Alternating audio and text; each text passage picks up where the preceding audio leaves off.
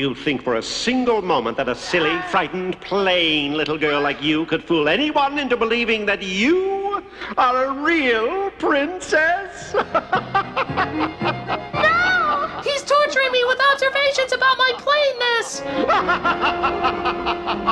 So, in a rather bizarre move, he leads her into the room where the queen is, and everybody believes that she's the princess. Well, why did you do that, dumbass? You had her right there. You could have killed her or locked her up or something. Instead, you just sped up their plan. You know, instead of evil wizard, I think they should have called you friggin' dumb ox. Tomorrow she shall become Queen of Wonderland. So, unlike the queen in the original book, who was nasty and hate-filled, this queen is nice and jolly, and clearly has no idea how to govern because these are some damn weird rules they have to abide by. The wizard has hidden my daughter somewhere to make certain she'll miss the coronation tomorrow. I'll have no choice but to pass my crown on to him. Well, why don't you just stay queen then? I'd have him cast out of Wonderland this instant, but I have no proof. What if you needed proof in Wonderland? Didn't you hear the song? Everything's topsy-turvy and upside down. What's with all the laws? With you standing in place of the princess, the wizard cannot be crowned King of Wonderland. And yeah, that's another thing. Have you noticed what the princess's name is? Princess. Have you noticed what the queen's name is? Queen! How can you swear at people in this world of rules and laws when you don't even know what their fucking names are? So they dress her up and teach her how to be all princessy so she can fool the crowd. How difficult can drinking tea and playing croquet be?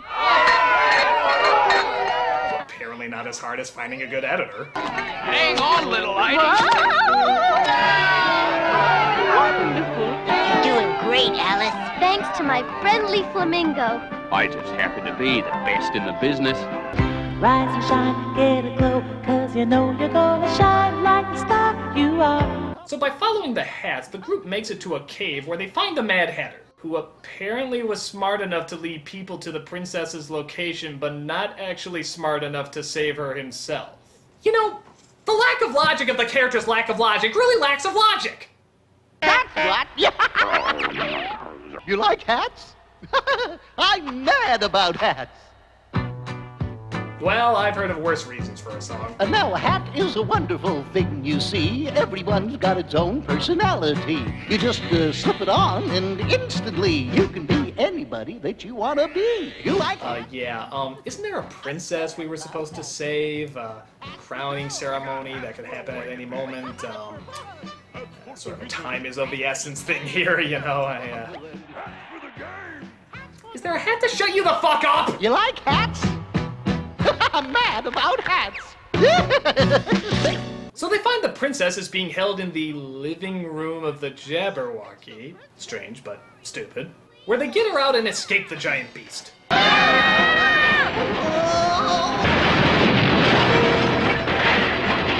Come on, let's get out of here. But what about the Jabberwocky? He's got a thorn in his paw. The poor creature. That explains why he's so miserable. Makes me totally forget the fact that he held me hostage and is dooming a nation. So of course they pull the thorn out, and the Jabberwocky is suddenly a good guy. Thank you. Oh, you're very welcome, Mr. Jabberwocky. Call me Stan. It's much easier to say. Okay, Stan. Yeah, the Jabberwocky that we just met in the third act is named Stan. And yet, there's still 3 major characters with no names. Where are your priorities, movie? Do you just want us to forget we watched you? So he starts flying them to the castle, where Alice is now being commanded to do the princess test. What's the princess test? It's a test that only a true princess can pass. Well, you take a dozen mattresses, take one teeny tiny little pea, and then run a DNA test. See if it matches the queen. Pretty straightforward. So I guess the Book of Wonder calls for her to climb a mountain, bring a cup of water down from the well to make the sleeping flowers bloom.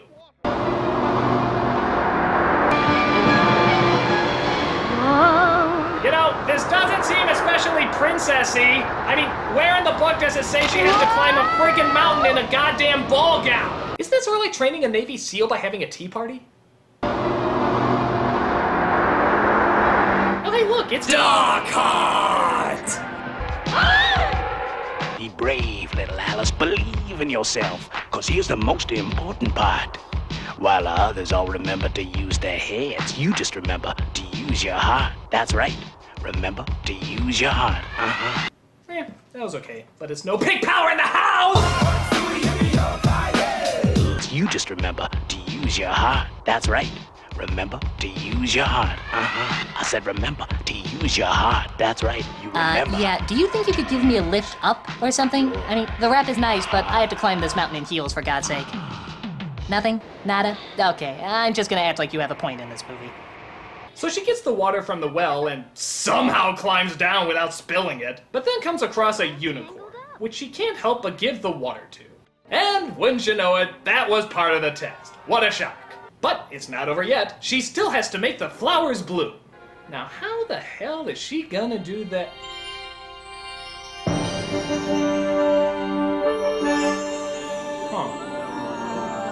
Well, I guess deep down inside, maybe she was really special enough to find the heart and courage to rule over a kingdom, discovering that she's much stronger than she ever thought possible. You're wrong. I'm the fake. Or they just switch places. That works too. Double, double your refreshment. Double, double your enjoyment. So the jig is up and the wizard is sent to jail, allowing Alice to finally return home. That must be a pretty entertaining story to tell the folks. Dad, I just got back from Wonderland where an evil wizard tried to take over, but some magic bears helped me out to save a princess and make the flowers bloom. Take your meds! Hey, where's Grumpy going? I've got a pretty good idea. Oh yeah, would you like to know what this running gag with Grumpy being hungry all the time finally amounts to? Oh, you're gonna be so happy! Grumpy. Now hold your tushy tags, it's time I spoke. Can't remember when I ate last. I've been starving since we started and that's no joke. Man, I was fading fast. Really? You're giving us a rap.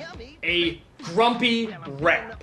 This is what the whole movie has been building that goddamn joke up to this whole time.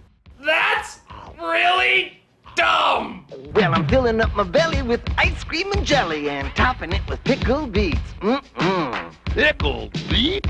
Uh-huh. Topping it with pickled beets. Oh, yeah. But hey, on the bright side, at least we don't have to hear a rap from the Cheshire Cat. Yo, Grumpy Bear, I gotta hand it to you. You helped Alice and the princess and the Queen of Hearts and did right by my man Stan. You put the wizard in his place, now everything's safe. Everything in Wonderland. You'll meet Coopers and Troopers, the princess and the others. Hanging with the plumbers, you'll be hooked on the brothers to the bridge. I can't wait to eat, with the Care Bear family. That's right. Pickled beets? Oh, and that joke worked so well the first time you just had to repeat it, huh? Well, repeat this. This movie sucks!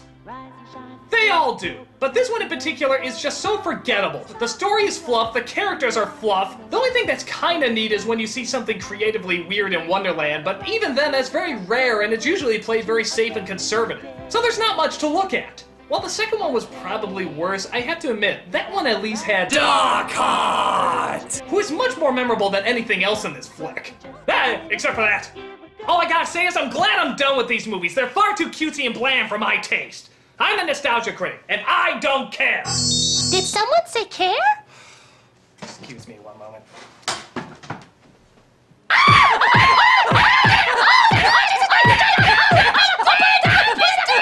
Who's that coming from somewhere up in the sky? Moving fast and bright as a firefly. Careless countdown and send a wish out through the air. Pickled beets? I'm just not special.